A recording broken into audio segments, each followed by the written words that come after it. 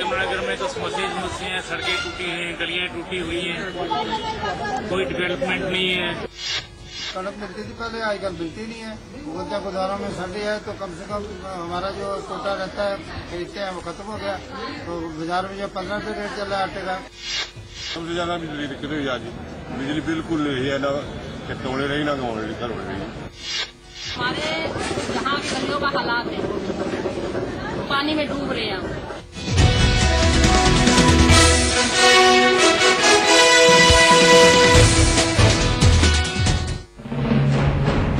लहलहाते खेतों की, बेटियों और बेटों की खबरें, राजनीति की, अपराध की खबरें, बदलते समाज की, दूध दही के खाने की, रागनी और देसी गाने की।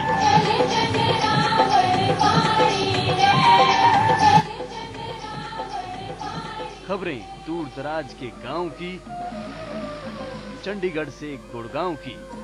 देखिए खबरें हरियाणा की, सिर्फ खबरें अभी तक पर।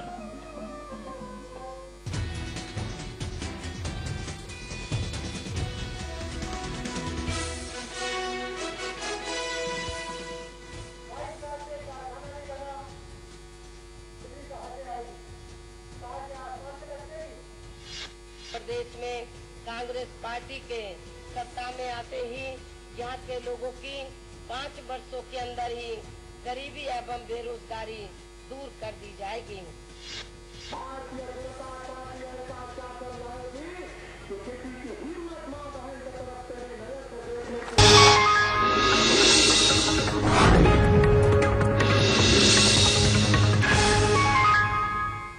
हमारे को भी कॉमनवेल्थ एशियन गेम में 25 लाख रुपए मिलते हैं।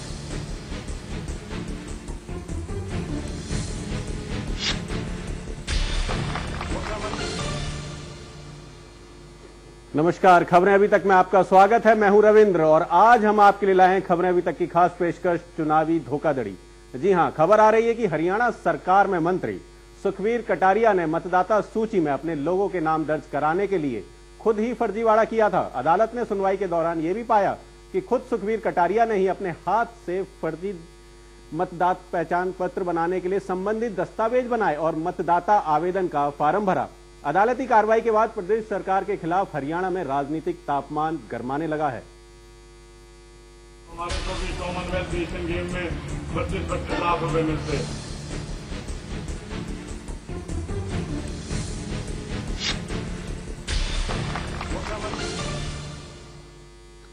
13 अक्टूबर 2009 को हुए गुड़गांव विधानसभा चुनाव में फर्जी दस्तावेज के बूते कई फोटो पहचान युक्त मतदाता कार्ड हासिल कर फर्जी मतदान किए गए थे। इस बात के सबूत सूचना के अधिकार के तहत मांगी जानकारी के बाद मिले हैं और वहीं इस मामले पर अदालत ने हरियाणा सरकार के मंत्री सुखवीर कटारिया सहित उनके रिश्तेदारों को समन भेज तलब किया है।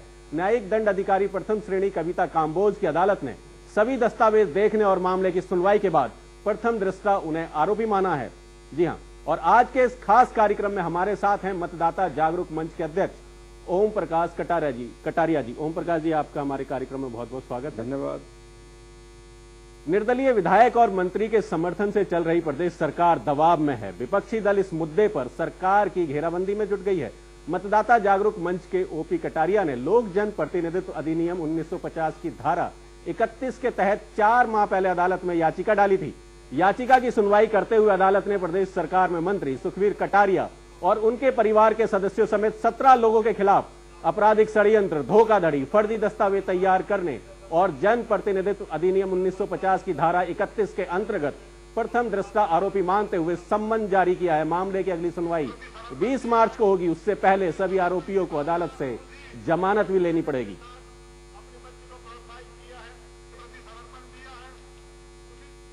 और चलिए अब पहले आपको दिखाते हैं कि कैसे सुखवीर पर आरोप तय हुए और क्या है सुखवीर पर आरोप। 13 नवंबर 2010 की शिकायत का संज्ञान लेते हुए उर्वशी गुलाटी ने 23 नवंबर 2010 को ही उपायुक्त को सभी लोगों के खिलाफ आईपीसी की धारा 420, 467, 468 और 120 बी एवं आरपीए एक्ट 1950 की धारा 31 के अंतर्गत मुकदमा दर्ज कर जांच करने के आदेश दिए थे।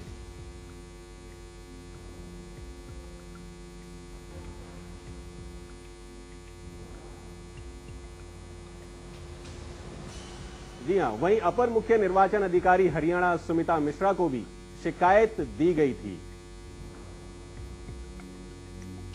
सुमित मिश्रा को भी शिकायत दी गई थी मामले की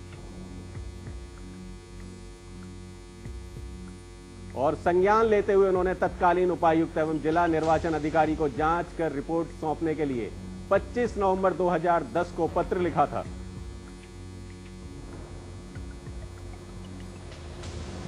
और लंबे इंतजार के बाद नवंबर 2011 में तहसीलदार राजीव शर्मा ने ओपी कटारिया का बयान दर्ज कर लिया।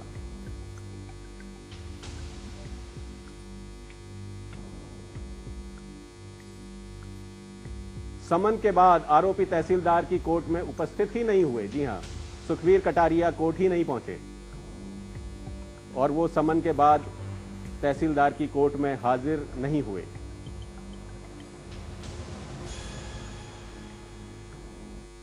और चलिए ऐसी खबर पर रुक कर लेते हैं सुखवीर कटारिया जी का, ओम प्रकाश जी का, माफ कीजिए, ओम प्रकाश जी का हम रुक कर लेते हैं। ओम प्रकाश जी, कटारिया के खिलाफ, सुखवीर कटारिया के खिलाफ आरोपियों की लंबी फहरिस्त है, क्या लगता है? आरोप तो तय हो गए, क्या सजा हो पाएगी? डेफिनेटली सजा होगी, क्योंकि प्राइमा फेसी जो माननीय न्यायमूर्ति कविता कंबोज ने जो आरोप तय किए हैं जी, वो हमने जो डॉक्यूमेंट्स इकट्ठे किए हैं वो सारे पूरे के पूरे डॉक्यूमेंट आरटीआई एक्ट के तहत हमें मिले हैं जी। और सभी दस्तावेज food and supply department, election department जी और adult education Delhi Jamnagar house से हमने एकत्र करके जी। वो डॉक्यूमेंट्स हमने कोर्ट में सबमिट किए जी। उन सभी में उन्होंने पाया, हमने 41 डॉक्यूमेंट्स फूड एंड सप्लाई से मांगे, क्या इन लोगों ने आपको राशन कार्ड बनाने के लिए अप्लाई किया था? उनमें 37 आदमियों को लिख के दिया उन्होंने कि 37 आदमियों को हमने कार्ड इशू ही नहीं किए जी।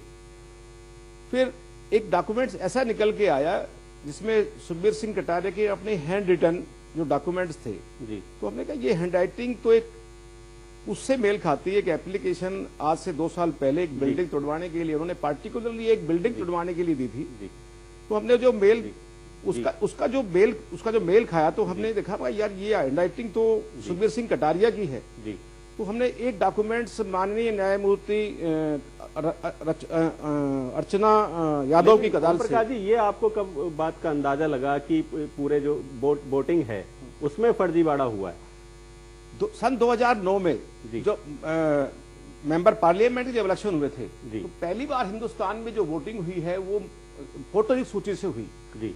तो एक एक आदमी की मल्टीपल्स वोट नजर आई। हमने सोचा हमने एक मंच बनाया और मंच के माध्यम से हमने ये सर्वे किया कि एक व्यक्ति की डिफरेंट बूथों पर जो वोट हैं जी, बूथ नंबर 132 पर भी वही बैठा है, 134 पर भी वही है, संजय ग्राम में भी वही बैठा हुआ है, वही व्यक्ति फिरोजगार कॉलोनी में बैठा हुआ है जी।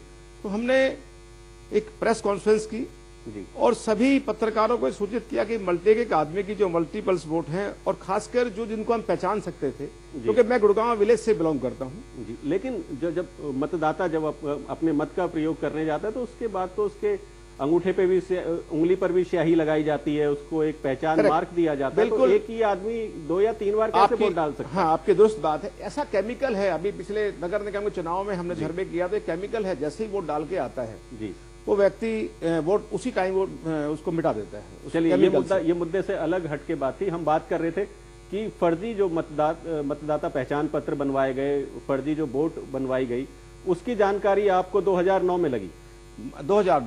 2002 में लगी, लोकसभा इलेक्शन, लोकसभा के जब चुनाव थे जब आपको उसमें जानकारी पता चली और हमने इसका विरोध किया और हमने राइटिंग में दिया कि भाई ये जो एमएलए जो अपना जो पार्षद का जो इलेक्शन लड़ा था जिसने सुखबीर सिंह कटारिया ने, ये मसला 2005 से शुरू है जी। 2005 में भी एक सेम ऐसा केस हुआ था जी कि 2005 में जब मतदान हो रहा था तो फर्जी राशन कार्ड के जरिए मतदान हो रहा था तो उसका भी एक फैसला माननीय धीरज मोर की अदालत ने दिया है 13 अक्टूबर 2009 को जी। वो मैं आपके स्टूडियो में लेके आया हूँ, फैसले की कॉपी में लेके आया हूँ। उस फैसले की कॉपी को हम जरूर देखेंगे और रुक कर लेते हैं न्यूज रूम का, जहां से खबरें अभी तक के विशेष संवाददाता महेंद्र सिंह हमारे साथ जुड़ रहे हैं। महेंद्र जी, आपने इस पूरी कवरेज को, पूरे मामले की कवरेज की है, क्या लगता है सुखवीर कटारिया के खिलाफ मामला बन पाएगा कोर्ट में?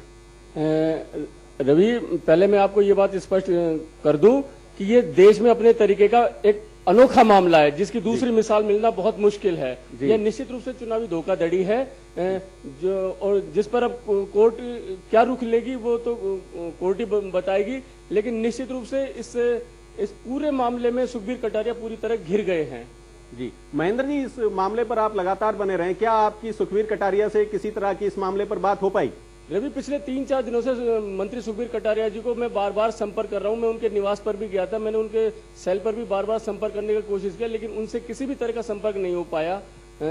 और उनके जो निजी सचिव हैं उनके पास भी मैं गया था, मैंने कहा कि मंत्री जी से एक बार बात करें, उन्होंने कहा कि वो मीटिंगों में व्यस्त चल रहे हैं। जी, तो क्या माना जाए कि जो सुखबीर कटारिया हैं इस मामले से पूरी तरह से बचने की कोशिश कर रहे हैं या वो कोई और रास्ता खोजने की फिराक में है? निश्चित रूप से यह सवाल अपने आप में खड़ा होता है कि जब इस तरह की स्थिति बन गई है तो यह सीधा सीधा सा संकेत है कि वो इस पूरे मामले से अपने आप को बचाना चाहते हैं, रास्ता चाहे कोई भी हो। महेंद्र जी, इस मामले पर सभी राजनीतिक दल एक होते नजर आ रहे हैं, क्या लग रहा है कि क्या सुखबीर कटारिया के खिलाफ कुछ मामला कुछ गंभीर हो पाएगा? रवि, मैं आपको ये बात बता दूं कि इस मामले को लेकर पूर्व में भी यहाँ के सभी राजनीतिक दलों ने यहाँ के एक रेस्टोरेंट में प्रेस कॉन्फ्रेंस की थी, जिसमें जो उस समय के जो स्थानीय विधायक थे धर्मवीर गाबा जी, वो भी उस प्रेस कॉन्फ्रेंस में मौजूद थे। ये सब के सब पार्टियों के नेता मौजूद थे, लेकिन ताज्जुब इस बात का है कि आज हम धर्मवीर गाबा जी को भी बार बार संपर्क कर रहे हैं, लेकिन वो भी अभी तक किसी भी तरह का हमसे संपर्क करने की कोशिश नहीं कर रहे हैं। और उनको इस पूरे मामले को लेकर सामने आना चाहिए कि जो भी स्थिति है वो स्पष्ट करें। जी बिल्कुल बिल्कुल, हम लगातार हमारी कोशिश रहेगी कि हम सुखबीर जी से बात कर पाएं और उन्हें इस मामले पर अपने स्टूडियो कम से कम लेकर के आ पाएं। चलिए अब रुक कर लेते हैं एक बार फिर से ओम प्रकाश जी का। ओम प्रकाश जी, सुखबीर एक सुलझे हुए और धनी नेता हैं गुड़गांव के, लगता है कि इस पूरे मामले पर यहाँ के लोग हिम्मत जुटा पाएंगे? मैं दूसरा शब्द इस्तेमाल नहीं करना चाह रहा हूं, इसके अलावा भी वो कुछ और भी है। हिम्मत जुटा पाएंगे जी। मुझे ऐसा लगता है कि हिंदुस्तान का ये पहला केस है जो हमने ये डिस्क्लोज किया है आरटीआई के माध्यम से। जी। और मेरा कहना तो ये है कि लगभग 31,000 फेक वोट हमने कटवाए थे हमारे एनजीओ ने। जी। और जो 100 हम सूचना मांगते हैं आरटीआई एक्ट के तहत, इतना प्रेशर है गवर्नमेंट के ऊपर। अभी मैं आप स्टूडियो में एक बहुत अच्छा एक केस लेके आया हूं, 874 व्यक्ति हमारे गांव में, 874। मैं इस आपके स्टूडियो के माध्यम पूछना चाहता हूं कि कोई व्यक्ति ये बताया कि एक गांव में OP Kataria son of Ram Prasad Kataria के नाम का दूसरा व्यक्ति मेरे गांव में नहीं है। मेरे गांव में, अकेले गांव में एक नाम के 874 व्यक्ति हैं। मैं आपके स्टूडियो में लेके आया हूं। हम सूचना मांगते हैं, हमने आरटीआई के माध्यम से सूचना मांगी कि ये बताइए कि 874 आदमी सेम नेम सेम फादर नाम के हैं, क्या इसका दूसरा आदमी का हमें जो देखो कोई भी वोट बनाने के लिए दो डॉक्यूमेंट जरूरत पड़ती है। ओम प्रकाश जी, मैं एक राजनीतिक सवाल आपसे पूछना चाहता हूं। हरियाणा में विधानसभा की 90 सीटें, 41 सीट कांग्रेस के पास हैं, 5 सीटों के साथ हजका है, उसमें 7 निर्दलीय हैं। फिर राज्य सरकार की क्या मजबूरी हो सकती है?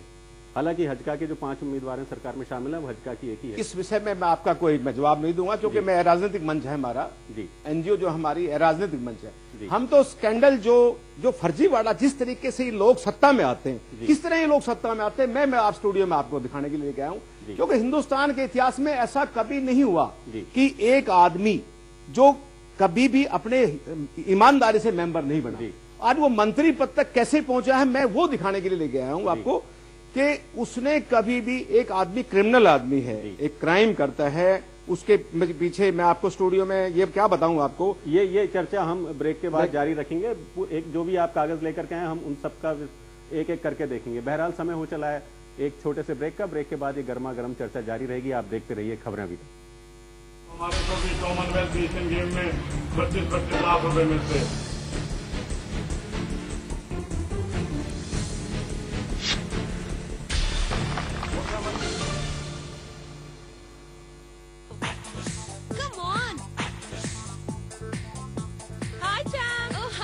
सानिया देख, क्यों हो जाए Don't take पंगा।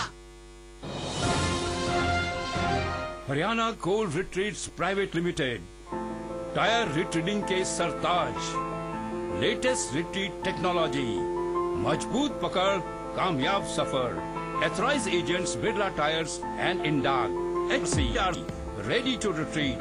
Book on 9999800281.